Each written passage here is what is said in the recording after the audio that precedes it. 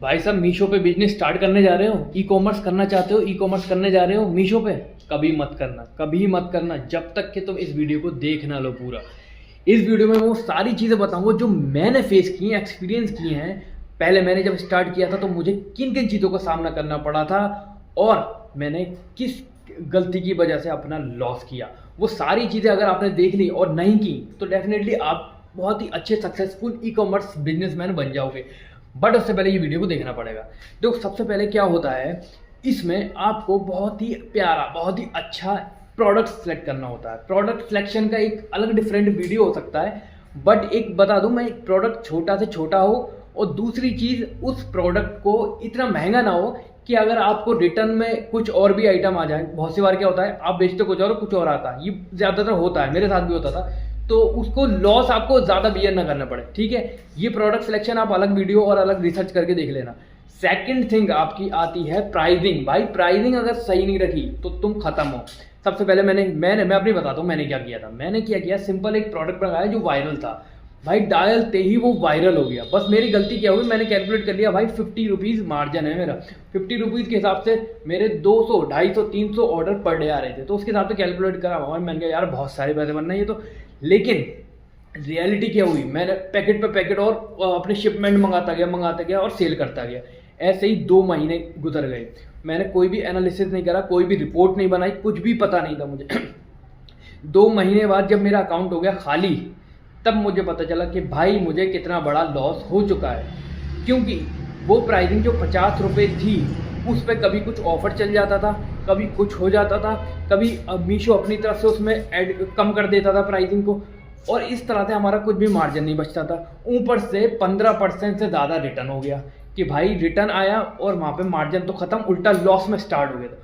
Loss में start होने के बाद भी मुझे पता नहीं चला, मैं तो शिपमेंट बना के पैक करके भेजता गया।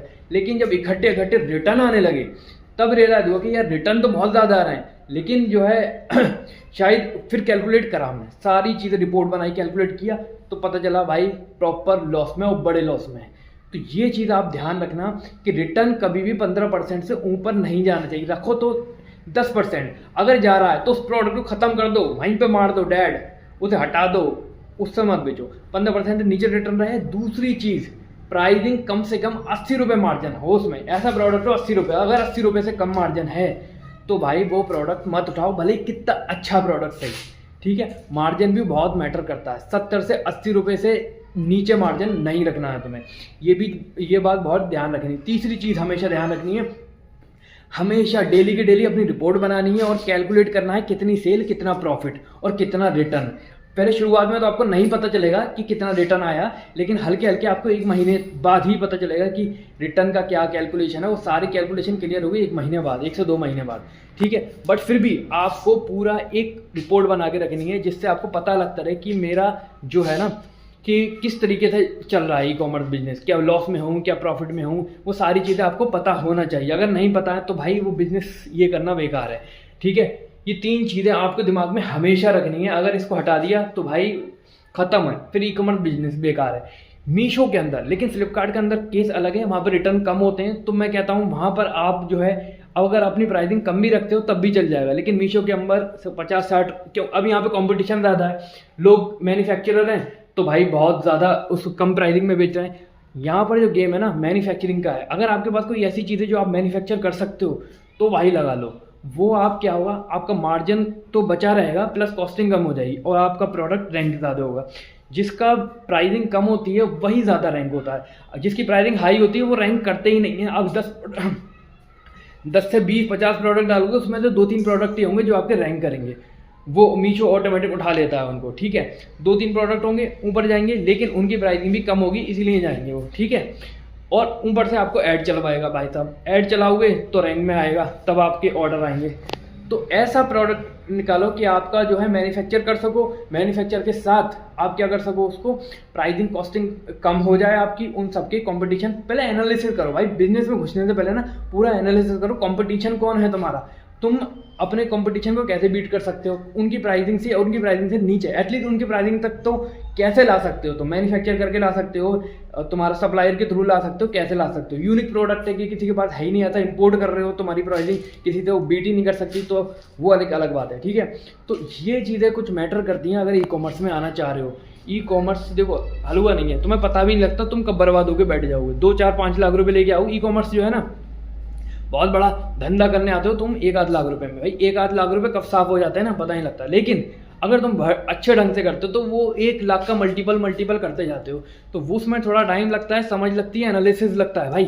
तो वो चीज़ें हमेशा ध्यान रखो। तो ये वीडियो मेरी सिर्फ बनाने का पर्पज़ ये था कि तुम्हें बता सकूं कि तुम किस तरीके से लॉस से बच सकते हो शुरुआत में, क्योंकि इनिशियल स्टेज में बहुत से लोग होते हैं बस उन्हें स्टार्ट करना होता है, उन्हें पता नहीं होता करना क्या है।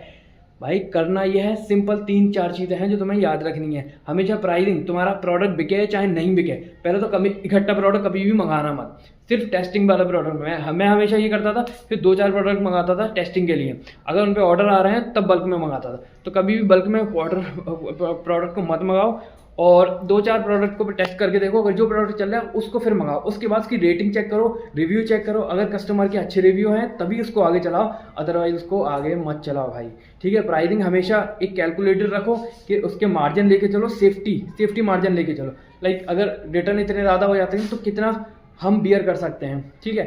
वो सारी चीज़ें लेके चलोगे तो बहुत कम लॉस होने वाला है। लेकिन फिर भी अगर लॉस करते हो तो भाई उसको पूरा चेक करो कि कैसे क्यों लॉस हो रहा है, उस प्रोडक्ट को हटा दो, रिप्लेस करो, अदर दूसरा प्रोडक्ट देखो। अगर फिर भी मीशो पे लॉस कर रहे हो तो मीशो को ही हटा दो, सीधा फ्लिपकार्ट पे करो। भाई फ्लिपकार्ट अच्छा है, क्यों मैं भी पहले मीशो पे करता था, मुझे भी अच्छा खासा लॉस हो गया, मीशो हटाया मैंने, फ्लिपकार्ट करा। फ्लिपकार्ट आपको प्रॉफिट देगा, बट बशर्ते वहाँ पे क्या हो रहा है, प्रोडक्ट बहुत कम रैंक कर पाता है, उसमें ऐड वगैरह चलाने पड़ते हैं, स्टिल ऐड चला के भी आप प्रॉफिटेबल हो सकते हो फ्लिपकार्ट पे, ठीक है। तो आप इस तरीके से देख सकते हो, बाकी आपके ऊपर डिपेंड करता है कि आप क्या कर रहे हो। बहुत से लोग तो एक प्रोडक्ट में लाखों भी सेल कर रहे हैं, तो वो डिपेंड करता है। ओके बाय, देखते हैं अगले वीडियो में मिलते हैं।